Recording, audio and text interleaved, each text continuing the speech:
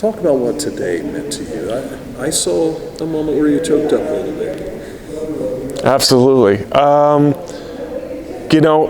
Just a lot of great experiences here in the city of Chillicothe. A lot of great teachers, a lot of people just always were very supportive and would, if you wanted to do something, they would go out of their way to help you get there. So, that obviously includes my parents and my sister and all of my grandparents, and I had several cousins that came to witness the ceremony. So it was a little overwhelming, the emotion.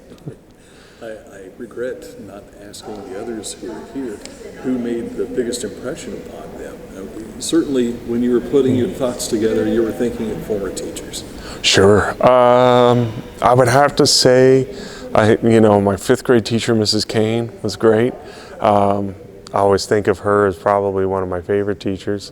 My mom was actually my teacher at Smith Middle School 2 times.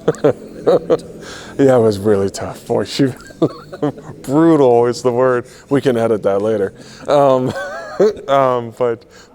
that was great. But my music teachers, Mrs. Liddon, Mrs. Weaver, Mr. Collins, Mr. Mossbarger, and Mrs. Renner were all my music teachers that I had. So, then they were always very, very supportive. Did drumming come to you naturally, or was this something out of a nervous, how kids fidget around and everything? Did you just pick it up at that point in time and take off with it? I would say both. Yeah. I would say it was a little bit of both. I was pretty hyperactive and loved sports. And then when it came time for band, I said, well, I'd like to do trumpet or drums. Mr. Collins said I could do either one, and I chose the drums. My sister was like, you're a ball of energy, so why don't you choose the drums? So that's how I wound up with the drums, but it seemed to almost be predetermined.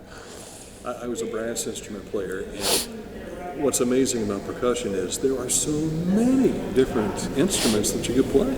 Absolutely, yeah, and I do love that, because I primarily play drum set now, but every once in a while somebody will call me and I'll get to play maybe a little timpani or maybe something on the bells or a glockenspiel, and that's always fun. It always takes me back to high school band. You remember the guy playing sleigh bells with the sleigh bells? Oh yes, oh I love that. I love that. We did that in middle school. Yeah. It seems like every Christmas, it seems like. But so now you've had the opportunity. I mean, you sat and you heard Buzz Knowles. You heard the Tamara.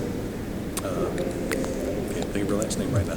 But you've heard these other distinguished alumni and their stories. How did that impact you? My initial thought was, why me? But it feels really good. There's so many great people that have come out of this city, and it's really humbling to be a part of that, and get nominated. And I tell people, some couple people ask me, well, why did you get nominated? And I was like, I don't know, because I hit things for a living. But to be in with somebody like Jerry Salley.